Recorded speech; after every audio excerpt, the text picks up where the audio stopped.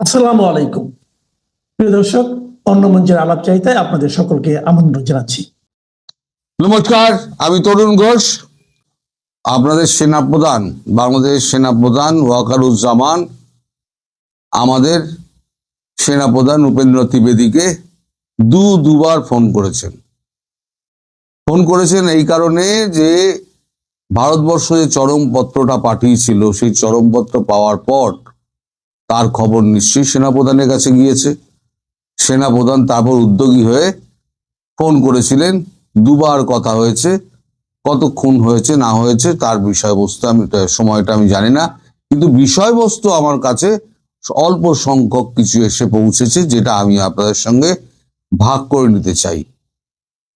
আপনাদের সেনাপ্রধান ওয়াকারুজ্জামান তিনি ভারতবর্ষ সেনাপ্রধানকে, আমাদের উপেন্দ্র ত্রিবেদীকে বলেন যে ভারতবর্ষ একটি দায়িত্বশীল রাষ্ট্র। আমরা জানি ভারতবর্ষ এমন কিছু করবে না যাতে পার্শ্ববর্তী একটা ক্ষুদ্র দেশের কোন রকম ক্ষতি হয়। আপনারা আমাদের উপর আস্থা রাখতে পারেন, আমরা আমাদের মতো ব্যবস্থা নেব। পরিবর্তে আমাদের সেনাপ্রধান উপেন্দ্র ত্রিবেদী বলেন, আমরা 58 পৃষ্ঠার স্যাটেলাইট পিকচার দিয়েছিলাম, তার 93% কাজ আপনারা করেননি, 7% কাজ আপনারা করেছেন। মানে ওই রংপুরের গিয়ে যে চালাটালাগুলো ভাঙা, ওইটার কথাই হয়তো উনি উল্লেখ করেছেন। উনি বলেন রাষ্ট্রীয় পৃষ্ঠপোষকতায় ভারত বিরোধিতার কাজ চলছে। রাষ্ট্রীয় পৃষ্ঠপোষকতায় বলেছেন, কিন্তু কারোর উনি নাম বলেননি। এই পৃষ্ঠপোষকতার মধ্যে রয়েছেন 8 জন উপদেষ্টা ও 3টি রাজনৈতিক দল। 1971 সালে আমরা ইতিহাস বদল করেছিলাম, 1925 সালে আমরা ভূগোল বদল করে দেব। পরিষ্কার হুমকি যাকে বলে, এইটা আমাদের সেনাপ্রধান বলে দিয়েছেন। আর বলেছেন যে 8 জন পাকিস্তানি যে সেনা এবং ISI আপনাদের ওখানে ছিল, আপনাদের সরকারি পৃষ্ঠপোষকতায় এবং আপনার লোকের সাহায্যে তারা পালিয়ে গিয়েছে। এর জন্য সম্পূর্ণ আপনারা দায়ী। আপনারা দেশকে অস্থির করেছেন, আপনারা দেশে মব কালচার তৈরি করেছেন, আপনারা সাধারণ মানুষকে খুন করছেন, আপনারা বাড়ি ঘর দর জ্বালিয়ে দিচ্ছেন, সাধারণ মানুষকে ব্যতিব্যস্ত করছেন। সব থেকে বড় ব্যাপার যেটা হলো, আপনারা ভারতীয় দূতাবাসকেও ছাড়ছেন না। ভারতীয় দূতাবাসের ওপরে হামলা মানে ভারতের ওপরে হামলা, এটা ভারত ধরে নিয়েছে। ভারত এমনি মানে অ্যাক্ট অফ ওয়ার ঘোষণা করে রেখে দিয়েছে, এবং সিঁদুর 2 আমরা খুব শীঘ্রই শুরু করব। এই অবস্থায় আপনারা যে ভারতীয় উপ হাই কমিশনার অ্যাটাক করলেন, ভাঙচুর করলেন, তাদের বাড়িঘর তাদের নিগৃহীত করলেন, এবং একজন তার নিরাপত্তা রক্ষী যে বেসরকারি হলো, নিরাপত্তা রক্ষী যে নিখোঁজ হয়েছে, আজ পর্যন্ত তার খোঁজ পাওয়া যায়নি। এই ব্যাপারে আপনারা কোনো হেলদোল কিছু নেই। আপনাদের তরফ থেকে একটা দুঃখ প্রকাশ পর্যন্ত করা হয়নি। ভারতবর্ষ এটাকে কিভাবে মেনে নেবে বলুন? সুতরাং আপনাদের ওপর আমাদের আর কোনো আস্থা নেই। এবার আমরা আমাদের হিসেব বুঝে নেব। এইটুকু আমি জানতে পেরেছি, এর বাইরে কি কথা হয়েছে আমি জানি না। এখন ব্যাপার হচ্ছে, কালকে রাত্রিবেলা শিলিগুড়িতে মানে আপনার সেভেন সিস্টার অঞ্চলে সেনাপ্রধান গেছিলেন। সেনাপ্রধান গিয়ে একটা বক্তৃতা দিয়েছেন। তারপরে সেখানে বন্দে মাতারাম একেবারে ধ্বনি উঠেছে, এবং জাতীয় সঙ্গীত, জাতীয় পতাকা উঠেছে, এবং চারিদিকে একটা যুদ্ধ রব একটা উঠে গিয়েছে। এরই মধ্যে 2-4টে আপনার মিসাইল রেঞ্জ মাপার জন্য ছাড়া হয়েছিল রাত্রিবেলা। 2-1জন ক্যামেরা বন্দি করেছেন, আমার কাছেও পাঠিয়েছেন। প্রচন্ড শব্দে সেই সমস্ত মিসাইল মানে আকাশ দিয়ে উড়ে যাচ্ছে। আসলে পাল্লা মাপা হচ্ছে, মানে রেঞ্জ মাপা হচ্ছে, যে কতটা রেঞ্জ আছে, রেঞ্জটা ঠিক করতে হবে, সেই রেঞ্জের হিসেব করা হচ্ছে। আমার যা মনে হচ্ছে, আমার যা রিডিং, খুব একটা বেশি দূরে নয়, একটা বড় ধরনের দুর্ঘটনা ঘটলেও ঘটতে পারে। এখন এই যে 17-18 তারিখ, 17-18 তারিখ বাংলাদেশ 12টা সীমান্ত এলাকায় মোট 12টা ড্রোন উড়িয়েছিল এবং ছবি তুলছিল। সেনাবাহিনী কোথায় কোথায় মোতায়েন আছে ছবি তুলছিল। এখন আমার কাছে আমরা যা খবর পেয়েছি, তার মধ্যে 3টি ড্রোনকে ভূপাতিত করা হয়েছে, বাকি 9টি ড্রোন পালিয়ে যায়। আচ্ছা, জসিম-উদ্দিন রহমানিকে ছেড়ে দেওয়া হয়েছিল, বলা হয়েছিল জসিম-উদ্দিন রহমানি নাকি পাকিস্তানে চলে গেছেন, কিন্তু গতকালকে এই ওসমান হাদির যে জানাজা হয়, সেখানে জসিম-উদ্দিন রহমানিকে যথারীতি দেখা গিয়েছে, অর্থাৎ তিনি বাংলাদেশে বহাল তবিয়াতে আছেন। আমি এমনি আগেই বলেছিলাম মোদিজির মুড খুব খারাপ, তিনি একদম মিটিং ফিটিং এর মধ্যে ব্যস্ত আছেন, একটা হেস্ত নেস্ত এবার উনি করেই ছাড়বেন বলে ঠিক করেছেন, এবং একই সঙ্গে মার খাবে পাকিস্তান, আপনারা মিলিয়ে নেবেন। এখন শুধু সময়ের অপেক্ষা, কবে আপনাদের উপরে মারটা গিয়ে পড়বে। এখন এই যে সেনাকর্তার সঙ্গে, মানে সেনাবাহিনীর প্রধানের সঙ্গে আমাদের সেনাপ্রধানের সঙ্গে কথাবার্তা হলো, সেটা এখন সেনাপ্রধান চেয়েছিলেন তিনি যমুনায় গিয়ে তিনি জানাবেন, কিন্তু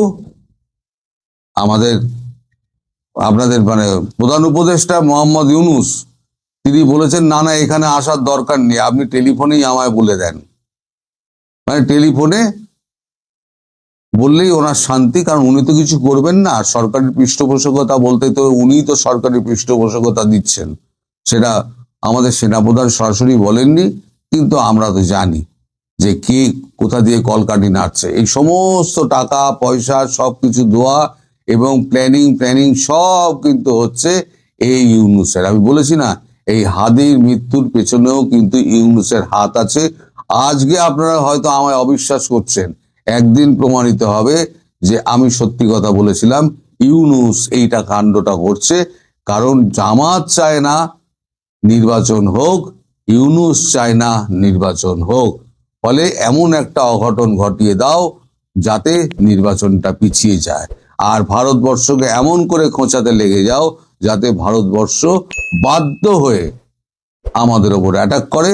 তারপর আমরা তাই মধুসূদন করব, সারা পৃথিবীতে আমরা চেঁচামেচি করব, লোকজন ডাকবো, কিন্তু কেউ আসবে না, কারণ অ্যামনেস্টি ইন্টারন্যাশনাল পর্যন্ত বলে দিয়েছে আপনাদের দেশ সুরক্ষিত নয়। আপনাদের দেশ থেকে ইউএস থেকে আরম্ভ করে কানাডা, ইউকে সব পালিয়ে যাচ্ছে, কেউ আপনাদের দেশে নেই, সব এম্বাসিতেও তালাচাবি লাগাচ্ছে। আপনাদের এখন মানে ঘেরাটোপের মধ্যে পড়ে গিয়েছেন। আপনাদের কে বাঁচাতে আসবে? পাকিস্তান, তার অবস্থা খুব খারাপ। আসিম মুনির লুকিয়ে গেছে, তাকে ট্রাম্প ডেকে পাঠিয়েছে, সে আর দেখা করতে যেতে পারছে না, গেলেই ঘেঁটি চেপে ধরবে। তুমি যে এখানে ডিনার খেয়ে গেলে আর বলে গেলে যে তুমি ইসরায়েলে সৈন্য পাঠাবে প্যালেস্তাইনের সঙ্গে লড়ার জন্য, তা সেটার কি হলো? সৈন্য পাঠাও, দেশের মধ্যে অবস্থা খারাপ, আপনারা সবই খবর পাচ্ছেন। সুতরাং আসিম মুনির এই সময়তে বাংলাদেশের দিকে তাকাবে না, চীন তো তাকাবেই না, চীন বোঝে ব্যবসা এবং চীন বোঝে তার কি বলে ফায়দা, এছাড়া চীন নড়ে না। বাকি রইল কি তার কি আপনার দিকে আসবে না, কারণ তার কি নিজের সমস্যা এত বেশি হয়ে গেছে, তার কাছে খাদ্য সংকট দেখা দিয়েছে, বারবার কাতর অনুনয় বিনয় করা সত্ত্বেও ভারতবর্ষ টাকা দিচ্ছে, খাদ্য দিচ্ছে না। টাকা দিতে চাইছে কিন্তু খাদ্য দেবে না, তোরা শুকিয়ে মর, এদিন আপনাদেরও আসবে। এই যে আজকে তুর্কির যে অবস্থা হয়েছে, এদিন আপনাদেরও আসবে। কাল যদি হাই কমিশন বন্ধ করে দেয়, তার মানে কূটনৈতিক সম্পর্ক ছিন্ন হয়ে গেল। যুদ্ধের আগে তো হাই কমিশন বন্ধ তো হবেই। হাই কমিশন বন্ধ হওয়া মানে জানবেন যুদ্ধের প্রথম স্টেপটা পড়ে গেল। আর দ্বিতীয় স্টেপটা হচ্ছে, যখন কূটনৈতিক সম্পর্ক ছিন্ন হয়ে যায়, তখন কোনো রকম লেনদেন আর কোনো রাষ্ট্রের সঙ্গে, সেই রাষ্ট্রের সঙ্গে তো হয় না। ফলে আপনাদের কাছে টাকা দিলেও ভারতবর্ষ আর খাদ্য সামগ্রী পাঠাবে না। এদিকে আমাদের সেভেন সিস্টারে যেভাবে বন্দে মাতরম যেভাবে উচ্চারিত হচ্ছে এবং জাতীয় সঙ্গীত বাজানো হচ্ছে এবং আপনার পতাকা নিয়ে দৌড়দৌড়ি হচ্ছে, আমার মনে হচ্ছে আমাদের সেনা তো আর আপনাদের সেনার মতো নয়। তারা লড়াই করার জন্য প্রস্তুত হয়ে রয়েছে। তারা বলছে আমাদের একবার সুযোগ দিন। আমার মনে হয় বুটস অন গ্রাউন্ডস হবে। আর যদি ভারত ঢোকে, তাহলে পরে কিন্তু ভারত সহসা বেরোবে না। এবং এই যত আছে আপনাদের উগ্রপন্থী, যত সন্ত্রাসবাদী আছে, সব ধরে ধরে গুলি করে মারবে প্রত্যেক কটাকে। এবং একদিনের জন্য থাকবে না, বেশ কিছু দিনের জন্য থাকবে। আমার কথা মিলিয়ে নেবেন। এখন এই হলো গিয়ে আপাতত আপডেট। এর বাইরে আমার কাছে আজকে কোনো খবর নেই। আমি খবর নেওয়ার চেষ্টা করছি এই যুদ্ধের কি অবস্থা, মানে যুদ্ধ আদৌ হবে কিনা, যদি হয় তাহলে কবে হবে, কিভাবে হবে, তার খবরাখবর আপনারা দেওয়ার চেষ্টা করবো। সবাই ভালো থাকবেন। দুটি ঘটনা নিঃসন্দেহে সরকারকে বিব্রতকর অবস্থায় ফেলেছে এবং চাপেও ফেলেছে। এটা কোনো মানে বলার অপেক্ষা রাখে না। আপনি খেয়াল করে দেখবেন যে বাংলাদেশ সরকারের এই ওসমান হাদির নিহত আর ঘটনার ডামাডোলের মধ্যে দিয়ে যে দুইটি সাংঘাতিক ঘটনা ঘটেছে, একটি হলো ওই ঘটনার সূত্র ধরে প্রথম আলো, daily star, Udichi, Chhayanaut, Indira Gandhi cultural centre এগুলো ভেঙে ফেলা এবং ভালুকায় সেই কিশোর ছেলেটি 28 বছরের তরুণ মানুষটি, তাকে মেরে ধর্ম অপমাননার একটা ফালতু অভিযোগ তুলে এখন পর্যন্ত যার কোনো বিশ্বাসযোগ্য প্রমাণ পায়নি। আইন শৃঙ্খলা বাহিনী র্যাবই বলেছে তারা এমন কিছু ওই চিলে কান নেওয়ার মতন, বা এটা চিলে কান নেওয়া না, এটাকে আসলে যে একটা ওই নুরাল পাগলা টাইপ ঘটনা, সেই চট্টগ্রামের ছেলেটি, সেই দীপুচন্দ্র দাস, তার ঘটনায় আন্তর্জাতিক, শুধু বাংলাদেশ না, বাংলাদেশ সীমানা পার হয়ে আন্তর্জাতিক অঙ্গনে সরকার নিশ্চিতভাবেই কি একটা চাপে পড়েছে না? আপনারা খেয়াল করে দেখবেন ভারতীয় ইন্ডিয়ান প্রেস ক্লাব থেকে গতকালই দুপুরবেলায় আমরা পেয়েছি, ইন্ডিয়ান প্রেস ক্লাব একটি বিবৃতি পাঠিয়েছে এবং প্রথম আলো এবং ডেইলি স্টারের এই ঘটনায় প্রচন্ড উদ্বেগ এবং উষ্মা প্রকাশ করেছে। এর পাশাপাশি আমাদের হাতে যে খবরটি আছে সেই খবরটির মধ্যে এই ঘটনায় মানে বাংলাদেশের রাজধানীর মধ্যে, এটা 5 আগস্টের মতো লক্ষ লক্ষ লোক যেরকম গণভবনে ঢুকে যাচ্ছিল অন্য কোথাও, সেরকমও না। ইচ্ছা করলে আইন শৃঙ্খলা বাহিনীর সেই স্ট্রেংথ ছিল না, বা সরকারের ঊর্ধ্বতন মহলে পারলে প্রধান উপদেষ্টার কোনো সেলফোন সাংবাদিকদের কাছে থাকলে সেইখানেও, আর নাহলে প্রধান উপদেষ্টা প্রেস সচিবকে যখন বাবার সাংবাদিকরা ফোন করেছে, তাকে ফোন করার মতো সমান কথা, কিন্তু তারপরে ভবন দুটি রক্ষা করা যায়নি, না পুলিশ না কেউ সেখানে গিয়ে ভবনগুলো বাঁচালো না, রক্ষা করলো না, বরঞ্চ পরে মানুষগুলো জান গেল না, তাদেরকে উদ্ধার করে এনে এটা একটা দয়ার পরিচয় যে আমরা তো তাদেরকে জানে বাঁচায় নিয়ে আসছি, এরকম একটা সিচুয়েশন। সেই সময়ে ঘুরে ফিরে দীর্ঘ সময়ে পরে আসলেও বিএনপির তো একটু বোধোদয় হয়েছে। এখন তো কট্টরপন্থী শব্দটা উচ্চারণ করছে। ওই যে ভেবেছিল যে এরা সব আওয়ামী লীগকে ধরবে, অন্যান্যদের ধরবে, সাংস্কৃতিক লোকজনকে ধরবে, আমাদের বোধহয় না ধরতে পারে, কিন্তু এখন দেখছে যে এই গ্রাস কোন দিকে যেতে পারে। সেই জায়গায় বিএনপি একজন সিনিয়র দায়িত্বশীল নেতার মন্তব্যটা, প্রথম আলো ডেইলি স্টারে হামলা সরকারের দুর্বলতার কারণে মপতন্ত্র প্রশ্রয় পেয়েছে। সাউদ্দিন আহমেদ ডিবিসি শিরোনাম একটা ফটোকার্ড করেছে, দেখলাম যে চেয়েছিলাম গণতন্ত্র, চালু হয়েছে মপতন্ত্র। প্রথম আলো ডেইলি স্টারে হামলা ও অগ্নিসংযোগের ঘটনায় সারা বিশ্বে বাংলাদেশের ভাবমূর্তি ক্ষুণ্ণ হয়েছে বলে মন্তব্য করেছেন বিএনপি স্থায়ী কমিটির সদস্য সালাউদ্দিন আহমেদ। একদম নাক কান কাটা গেছে। এই সরকার যে পারে না, এই সরকার বা এই সরকারের সময় বাধা দেয় না এইসব কাজে, মবকে যে তারা নিয়ন্ত্রণ করে না, এর একেবারে চাক্ষুষ প্রমাণ হচ্ছে প্রথম আলো ডেইলি স্টার উড়িয়ে দেয়। সরকারের দুর্বলতার কারণেই মপতন্ত্র প্রশ্রয় পেয়েছে এবং এটি কঠোর হাতে দমন করা প্রয়োজন বলে জানান তিনি। রোববার দুপুরে রাজধানীর রেডিসন ব্লু হোটেলে বিএনপি ভারপ্রাপ্ত চেয়ারম্যান তারেক রহমানের ঐতিহাসিক স্বদেশ প্রত্যাবর্তন দিবস উপলক্ষে গণমাধ্যমের শীর্ষ ব্যক্তিদের সঙ্গে আয়োজিত মত বিনিময় সভায় সালাউদ্দিন আহমেদ এই কথা বলছেন। এই ঘটনায় সরকারের দায়িত্ব সবচেয়ে বেশি ছিল বলে মন্তব্য করেন বিএনপি নেতা। তিনি বলেন, এরকম একটা প্রেডিকশন ইন্টেলিজেন্সের রিপোর্টে থাকে, আমরাও জেনেছি সে ইন্টেলিজেন্স রিপোর্ট। চিন্তা করেন, ইন্টেলিজেন্স রিপোর্টে ছিল প্রথম আলো ডেইলি স্টারে হামলা করা হবে, সেটা থাকার পরেও এই ঘটনা, কিন্তু সেটা আমলে নেওয়া হলো না কেন? তাহলে কি তারাই চেয়েছিল প্রথম আলো ডেইলি স্টার পুড়িয়ে দেওয়া হোক? আইন সুরক্ষাকারী বাহিনীর ভূমিকা নিয়েও প্রশ্ন তোলেন সাউদ্দিন আহমেদ, বলেন শুনেছি 1-2 ঘন্টা পরে তারা রেসপন্স করেছে, সেটা কেন? সাউদ্দিন আহমেদ আরো বলেন, প্রথম আলো ডেইলি স্টার যেভাবে জ্বালিয়ে দেওয়া হয়েছে, পুড়িয়ে দেওয়া হয়েছে, burn down to the ground, এরকম দৃশ্য সারা বিশ্ব দেখেছে, সেটা আমাদের জন্য লজ্জার জাতি হিসাবে এটা কোনোভাবে আমরা শুধু দুঃখ প্রকাশ করে সমাপ্ত করতে পারবো না। প্রেস সচিব সরি বলতেছে, প্রধান উপদেষ্টা মতিউর রহমান এবং মাহফুজ আলমকে ফোন দিচ্ছে। গণমাধ্যমে সমাজের দর্পণ উল্লেখ করে সাউদ্দিন আহমেদ বলেন, পত্রিকা হচ্ছে সমাজের দর্পণ, এই মুহূর্তে সমাজের যে দর্পণ চূর্ণ বিচূর্ণ হয়ে গেছে, কিন্তু সাংবাদিকদের দর্পণ যেন চূর্ণ না হয়। তিনি আরো বলছেন, আমরা তো চেয়েছিলাম ডেমোক্রেসি, কিন্তু কেন হয়ে যাবে মবক্রেসি? তাকে কেন লালন করতে দেওয়া হবে? আর কি কিছু বুঝতে বাকি থাকে? সবারই এখন টনক নাড়িয়েছে। এটা যে বাংলাদেশ কাঁপিয়ে বাইরেও কাঁপাচ্ছে এই ঘটনা দুটা, একটা প্রথম আলো ডেইলি স্টার পুরানো এবং শেষ অন্যগুলো, এবং ভালুকার ঘটনা, এর আরো প্রমাণ আছে। আরো প্রমাণ আমি আপনাদেরকে বলবো, তার আগে আপনারা একটু দেখে নিন যে প্রথম আলো অফিসে গিয়ে ইউরোপীয় ইউনিয়নের নেতারা কি বলছেন বা ইউরোপীয় ইউনিয়নের প্রতিনিধিরা কি বলছেন। প্রথম আলো কার্যালয়ে ইউর রাষ্ট্রদূত, প্রথম আলো ডেইলি স্টারে হামলা বাংলাদেশের গণতন্ত্রের জন্য ভয়াবহ মুহূর্ত, লজ্জা আছে?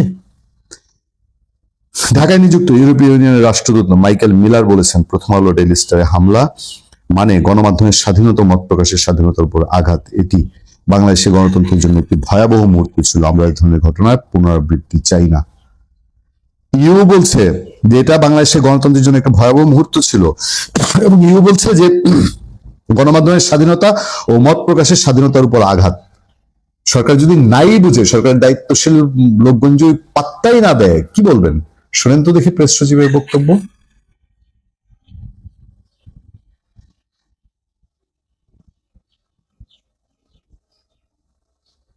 কি বলবেন বলেন? লজ্জা থাকলে কেউ কি কথা বলতে পারে? কারণ বাইরের দেশের লোকজন এসে বলছে বাংলাদেশের মত প্রকাশের স্বাধীনতা, গণমাধ্যমের স্বাধীনতার উপরে এটা একটা আঘাত, আর ওনারা বলছেন আমাদের সময় নাকি সর্বোচ্চ স্বাধীনতা ভোগ করছে গণমাধ্যম। রোববার দুপুরে প্রথম আলোর কার্যালয়ে সহমর্মিতা প্রকাশের জন্য ইউ রাষ্ট্রদূত গিয়ে এই কথা বলেছেন, এটা তিনি সেখানে বলে এসেছেন। এরপর আরো ঘটনা আছে, পাশের দেশ ভারতে তোলপাড় হয়েছে, সেটা আমি আলাদা করে আপনাদেরকে জানাবো, আলোচনা করব। আরেকটু বলি শুধু, আপনার প্রধান উপদেষ্টা ডক্টর মোহাম্মদ ইউনূসের যে ফেসবুক পেজটি আছে সেটি খেয়াল করে দেখবেন, দেখবেন যে এই বাংলাদেশে সংখ্যালঘু নির্যাতনের ঘটনা বহু আছে, এবং এই তারা কতটুকু বিচার পায় এটাও সারা পৃথিবী জানে, মানুষ জানে। এবার ভালুকায় যে ছেলেটিকে এরকম নৃশংসভাবে শেষ করা হলো, সেই ছেলেটির ভিডিও দেখে দেখে এখন পর্যন্ত 12 জনকে অ্যারেস্ট করা হয়েছে। সরকার সিরিয়াসলি নিতে বাধ্য হয়েছে, মন থেকে চাক না চাক, যে এইটা কন্ট্রোল করা ছাড়া তার হাতে, মানে এটা অন্তত এদেরকে ধরতে হবে, ধরে, কারণ সারা পৃথিবীর উল্লেখযোগ্য সংবাদ মাধ্যম, ব্লগার, যারা অ্যাক্টিভিস্ট, সবার মধ্যে এটা নাড়া পড়েছে। আল জাজিরা, বিবিসি সহ ইন্টারন্যাশনাল গণমাধ্যমে এই ঘটনায় ন্যাক্কারজনক ভিডিও এবং বিশ্লেষণ প্রচার হয়েছে। ফলে ডক্টর ইউনূসকে তার ফেসবুক পেজের মাধ্যমে জানাতে হচ্ছে যে আমরা এদেরকে অ্যারেস্ট করছি, গ্রেফতার করছি, এই জিনিসগুলো।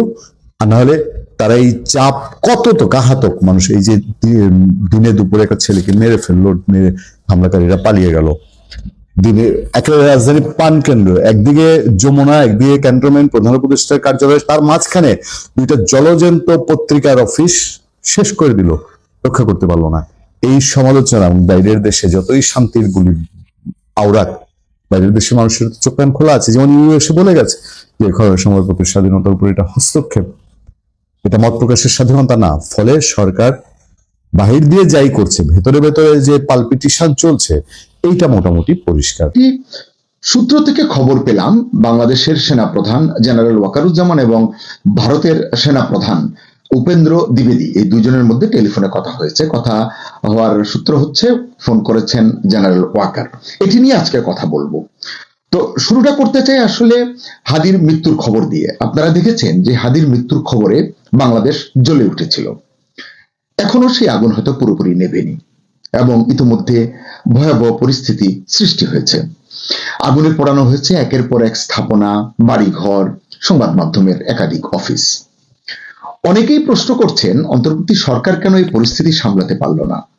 তারা কি চায়নি সামাল দিতে পরিস্থিতিটি, নাকি চেয়েছে এভাবেই চলুক ধ্বংসযজ্ঞ? আইন শৃঙ্খলা রক্ষাকারী বাহিনী বেশ কিছুদিন যাবৎ বলছে দেশে আইন শৃঙ্খলার পরিস্থিতির উন্নতি হচ্ছে ক্রমশ। নির্বাচনের আগে পরিস্থিতি আরো কাঙ্ক্ষিত মাত্রায় উন্নীত হবে, অতএব ভয়ের কিছু নেই। প্রশ্ন হচ্ছে, এটাই কি তার নমুনা? আচ্ছা, কতজন মানুষ সেদিন রাতে ধ্বংসলীলা চালিয়েছে? শুধু রাজধানীতে হওয়া ধ্বংসাত্মক ঘটনাবলী বিবেচনায় রেখে প্রশ্ন করতে চাই, এই পরিমাণ মানুষকে, মানে যে গুটি কয় মানুষ এই মবে অংশ নিয়েছিল, ধ্বংসলীলায় অংশ নিয়েছিল, এই পরিমাণ উচ্ছৃঙ্খল জনগোষ্ঠীকে নিয়ন্ত্রণ করার ক্ষমতা আমাদের পুলিশের নেই, র্যাব বিজিবির নেই, সেনাবাহিনীর নেই। এই নিয়ন্ত্রণ করতে না পারাটা আসলে কি বার্তা দেয়? আমরা তো আবার যুদ্ধ প্রস্তুতির ফ্যান্টাসিতে ভুগতে ভালোবাসি। আমাদের প্রধান উপদেষ্টা কয়েক মাস আগে যুদ্ধাবস্থার কথা বলেছিলেন, যে দেশ একটি যুদ্ধাবস্থার মধ্যে আছে। সবাই তখন সমালোচনা করেছেন, আমরাও করেছি, দেশের যুদ্ধাবস্থা কোথায়, কেন এমন বলছেন প্রধান উপদেষ্টা? অবশ্য কয়েক মাস পর আজকে মনে হচ্ছে প্রধান উপদেষ্টা ঠিকই বলেছিলেন, কারণ তিনি জানতেন বাংলাদেশ এই পরিস্থিতিতে পড়তে যাচ্ছে বা পড়বে, কারণ এর নামই হয়তো মেটিকুলাস ডিজাইন। তিনি যা জানেন আগে থেকে, তা আমরা জানবো কিভাবে? আজকে আমরা প্রশ্ন করছি, হাদির মৃত্যুর খবর পেয়ে উত্তেজিত মুসলিমীয় জনতাকে সরকার কেন নিয়ন্ত্রণ করতে পারেনি, এই প্রশ্নটা আমরা তুলছি। কিন্তু কেউ কি এটা বলছে যে সরকারই এটা চেয়েছে এমন হোক? কারণ এ থেকে যে সুফলটা মিলবে সেটা সরকারেরই দরকার, কিংবা ইউনূস সাহেবের দরকার। পাবলিক কি বুঝলো না বুঝলো, কি বললো না বললো, এসব নিয়ে আসলে ভাববার সময় নেই। তাই বুঝে নিতে হবে, যা হওয়ার দরকার সেটাই হতে দিয়েছে অন্তর্বর্তী সরকার। গত কয়েকদিনের ঘটনায় বাংলাদেশ বিশ্বব্যাপী সংবাদের শীর্ষ শিরোনাম হয়েছে। এটা তো বিরাট প্রাপ্তি, কি বলেন? বিনা পয়সায় ব্র্যান্ডিং বলতে পারেন এটাকে। ম্যাজিস্ট্রেসি পাওয়ার নিয়ে মাঠে থাকা সেনাবাহিনী গত কয়েকদিনের ঘটনায় নিজেদের কোনো অক্ষমতা দেখে কিনা, নিজেদের দায়ী মনে করে কিনা, তা সাধারণ মানুষের বুঝবার উপায় নেই।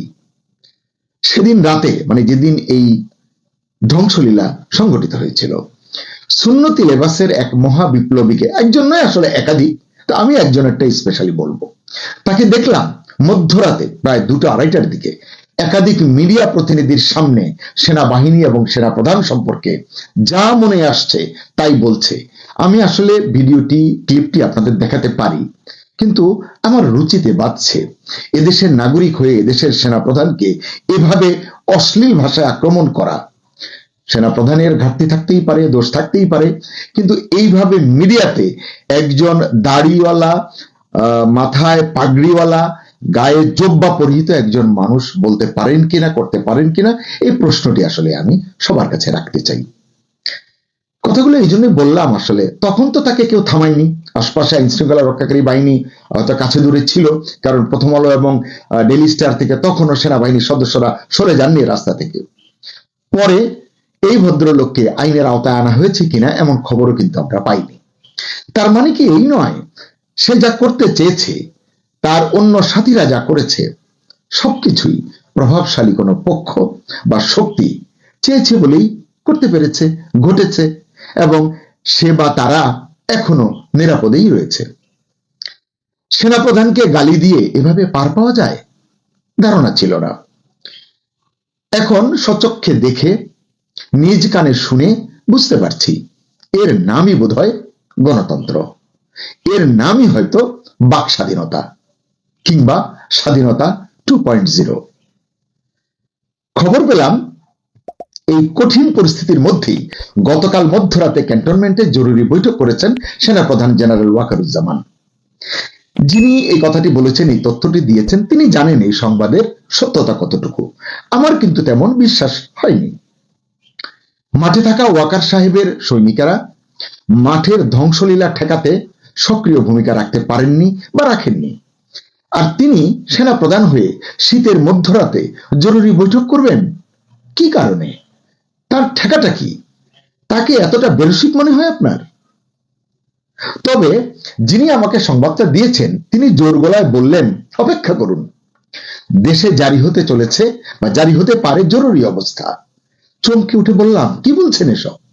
মাথার চুল তো সব খাড়া হয়ে যাচ্ছে। উল্টো তিনি বললেন, দেশে চরম নৈরাজ্যকর পরিস্থিতি এবং সীমাহীন অস্থিরতার পাশাপাশি ভারত বিরোধী উত্তেজনার পারদ এখন যে কোনো সময়ের তুলনায় অনেক উঁচুতে। এই পরিস্থিতির ভারত যেন হুট করে কিছু করে না বসে, সেজন্য আগে ভাগে পরিস্থিতি এবং এর সম্ভাব্য পরিণতি বয়ান করতে, মানে পরিস্থিতি সামাল দিতে এবং সম্ভাব্য পরিণতি সম্পর্কে আলোচনা করতে ভারতের সেনাপ্রধান জেনারেল উপেন্দ্র দ্বিবেদীকে ফোন করেছেন বাংলাদেশ সেনাবাহিনীর সেনাপ্রধান জেনারেল ওয়াকারুজ্জামান। এই ফোনালাপে জেনারেল ওয়াকার ভারতের সেনাপ্রধানকে আশ্বস্ত করেছেন বাংলাদেশে থাকা ভারতীয় নাগরিকদের জানমাল এবং সম্পদের বা স্থাপনার নিরাপত্তা নিশ্চিত করা হবে। শুধু তাই নয়, ইতিমধ্যে সংঘটিত দুর্ঘটনা যা যা ঘটেছে, এই দুর্ঘটনায় জড়িত যারা আছে তাদেরকে আইনের আওতায় আনা হবে। জানালেন ওই ভদ্রলোক, ভারতের সেনাপ্রধান উপেন্দ্র দ্বিবেদী জেনারেল ওয়াকারকে হুঁশিয়ারি দিয়ে বলেছেন, বাংলাদেশে ঘটে যাওয়া প্রতিটি ঘটনা পর্যবেক্ষণে রেখেছে ভারত। বিশেষ করে ময়মনসিংহের ভালুকায় সংখ্যালঘু সম্প্রদায়ের এক যুবককে পিটিয়ে এবং পুড়িয়ে নৃশংসভাবে হত্যার ঘটনাটি ভারত কঠিন নজরদারিতে রেখেছে। এসব ঘটনার অবসান না হলে এবং পুনরায় বাংলাদেশে ভারত বিদ্বেষী কোনো কর্মকাণ্ড সংঘটিত হলে আর ছাড় দেবে না ভারত। প্রশ্ন হচ্ছে, নিজের দেশের মানুষের জানমাল রক্ষায় যেখানে আমাদের সেনাবাহিনী মাঝে মাঝে অসহায়ত্ব প্রকাশ করছে, কথাটা কেন বললাম? সেদিন রাতেই দেখলাম, নিশ্চয়ই আপনারাও দেখেছেন, উচ্ছৃঙ্খল মবের কাছে সেনা সদস্যরা 20 মিনিট সময় ভিক্ষা করছেন আটকে পড়াদের উদ্ধার করার জন্য। বলেছে, আমাদেরকে একটু করতে দিন, করে আমরা চলে যাব, তারপর আপনারা আপনাদের কাজ করবেন। সেখানে ভারতীয় নাগরিকদের জানমাল রক্ষায় কি অবদান রাখতে পারবে এই সৈন্যবাহিনীর সৈন্যরা? রাজধানীর বারিধারায় অবস্থিত ভারতীয় হাই কমিশন হলো সে দেশের সার্বভৌম একটি স্থাপনা, যেটি আমাদের দেশে আছে। তাদের জন্য এটি একটি সার্বভৌম এলাকা বা অস্তিত্ব। আন্তর্জাতিক কূটনীতি একথাই বলে, কিন্তু সেটা নিয়েও জব্বরের বলি খেলার মতো উন্মত্ত উল্লাস করলো একটি গোষ্ঠী। কিন্তু আমাদের সরকার নির্বিকার রইল। ভারতীয় হাই কমিশন ইতিমধ্যেই তাদের কার্যক্রম গুটিয়ে আনতে বাধ্য হয়েছে। চট্টগ্রামে অনির্দিষ্টকালের জন্য কার্যক্রম বন্ধ ঘোষণা করা হয়েছে। এসব ঘটনায় কি ব্যবস্থা নিয়েছেন জেনারেল ওয়াকার কিংবা মাঠে থাকা তার বীর জওয়ানরা? জেনারেল ওয়াকার নিশ্চয়ই জানেন, তিনি যা বলেছেন, যদি বলে থাকেন উপেন্দ্র দ্বিবেদীকে, তা তার একক সিদ্ধান্তে বাস্তবায়ন করা সম্ভব নয়। এই জন্য সরকারের, বিশেষ করে সরকার প্রধানের সদিচ্ছা এবং সম্মতি প্রয়োজন। কিন্তু সেখানকার মুড এবং মোটিভ কি, এটি আসলে বোঝা দরকার। কতিপয় মৌলবাদী জনতার হাতে দেশের সম্পদ যেখানে অবলীলায় লুটের শিকার হয়, ধ্বংসযজ্ঞের শিকার হয়, অগ্নিসংযোগের উপলক্ষ হয়, সরকার যেখানে নির্বাক দর্শক, কেবল বিবৃতি যে আপনারা আর ভায়োলেন্স করবেন না, সেখানে সেনাপ্রধান বাংলাদেশে থাকা ভারতীয় নাগরিকদের জানমালের নিরাপত্তা দেবেন কিভাবে? কিভাবে এই প্রতিশ্রুতি বা আশ্বাস তিনি দেন? তিনি তো নিজের দেশই রক্ষা করতে পারছেন না, যদিও তিনি গত বছর 5 আগস্ট স্বেচ্ছায় সব দায়িত্ব কাঁধে তুলে নিয়েছিলেন। সত্যিই যদি সেনাপ্রধান জেনারেল ওয়াকার ভারতীয় সেনাপ্রধানকে ফোন করে থাকেন এবং উল্লিখিত কথাগুলো বলে থাকেন, তাহলে আমি তাকে ধন্যবাদ জানাবো। কারণ তার এই আশ্বাস দুই দেশের মধ্যকার সম্পর্কের স্থিতিশীলতা বজায়ে গুরুত্বপূর্ণ ভূমিকা রাখবে। এদিকে ভারতের একটি পত্রিকায় পড়লাম, বিদেশ সফর শেষে দেশে ফিরেই ভারতের প্রধানমন্ত্রী নরেন্দ্র মোদী ভারতের 3 বাহিনীর প্রধান এবং জাতীয় নিরাপত্তা উপদেষ্টা অজিত দোভালের সঙ্গে রুদ্ধদ্বার বৈঠক করেছেন। বৈঠকে বাংলাদেশের সার্বিক পরিস্থিতি নিয়ে দীর্ঘ আলোচনা করেছেন এবং তাদের স্ট্র্যাটেজি নির্ধারণ করেছেন। এমনিতেই চিকেন নেক সংলগ্ন এলাকায় এবং বাংলাদেশ সীমান্তের কয়েকটি স্থানে ভারতীয় অংশে গত বেশ কিছুদিন যাবৎ ভারতের সৈন্য সমাবেশ এবং যুদ্ধাস্ত্র সহ প্রস্তুতি নিয়ে বিভিন্ন মিডিয়ায় ব্যাপক লেখালেখি হচ্ছে এবং এটা নিয়ে জনমনে, বাংলাদেশের মানুষের মনেও ব্যাপক উদ্বেগ উৎকণ্ঠা রয়েছে। হাদির মৃত্যুকে কেন্দ্র করে সৃষ্ট ধ্বংসলীলায় সরকারের নির্বিকার ভূমিকা নিয়েই যেখানে নানান প্রশ্ন রয়েছে জনমনে, সেখানে জেনারেল ওয়াকারের ভারতীয় সেনাপ্রধানের সঙ্গে টেলিফোনিক কূটনীতি যেটা তিনি করলেন, এটা কি পরিস্থিতি উত্তরণে কোনো ভূমিকা রাখতে পারবে? কি মনে হয় আপনাদের? রাজনৈতিক পর্যবেক্ষকরা বলছেন দেশের চলমান এই অস্থিতিশীলতাকে কাজে লাগিয়ে সরকার নির্বাচন বানচাল করার বা পিছিয়ে দেওয়ার একটা অজুহাত খুঁজতে পারে। সত্যিই যদি সরকার এমন কিছু করে, আপনি সেটাকে ষড়যন্ত্র বললে বলতে পারেন, আমি বলবো না, কারণ এটা গোপনে হচ্ছে না, মানে এক প্রকার প্রকাশ্যেই হচ্ছে, কারণ সবাই এটা বুঝতে পারছেন কম বেশি। এছাড়া এটা শিক্ষিত মেধাবী লোকদের কাজ, লোকেরা করছেন। মেধাবী লোকদের এ ধরনের কাজকে ষড়যন্ত্র বলে না, বড়জোর মেটিকুলাস ডিজাইন বলতে পারেন। এরকম পরিস্থিতিতে ভারতীয় নাগরিকদের জানমাল রক্ষায় জেনারেল ওয়াকারের টেলিফোনিক আশ্বাস আরেকটি বার্তা দেয়। সেটা কি? সেটা হলো হয়তো আবারও ইউনূস এবং সেনাপ্রধানের মধ্যে দূরত্ব বেড়েছে। আগেও অনেকে এমনটি ভেবেছেন, কিন্তু কিছুদিন পরে আবার দেখা গেছে সেনাপ্রধান এবং প্রধান উপদেষ্টার মধ্যে কোনো দূরত্ব নেই, বরং তারা একে অন্যের প্রতি ভীষণ আস্থাশীল এবং নির্ভরশীল। দেশের মানুষ যেখানে প্রত্যাশা করছেন হাদির প্রকৃত হত্যাকারীদের গ্রেপ্তার করা হবে, দৃষ্টান্তমূলক শাস্তি নিশ্চিত করা হবে, সেখানে দেখা যাচ্ছে কেবল জলই ঘোলা করা হচ্ছে এবং অনেক অভিমুখ সৃষ্টি করা হচ্ছে, যাতে প্রকৃত অপরাধী পার পেয়ে যেতে পারে।